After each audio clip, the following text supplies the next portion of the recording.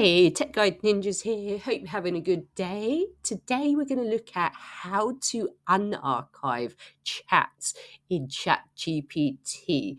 So maybe you've archived some of your chats on the left-hand side to keep things tidy, but you want to find them again. All you have to do is click on your profile, go to Settings, and scroll down to Data Controls. From here, you can see your archive chats. All you have to do is click on Manage.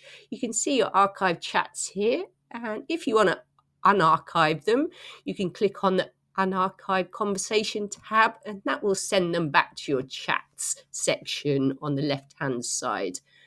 That's it for today. Hope that was helpful. Give the video a like and subscribe to the channel, and I will see you soon.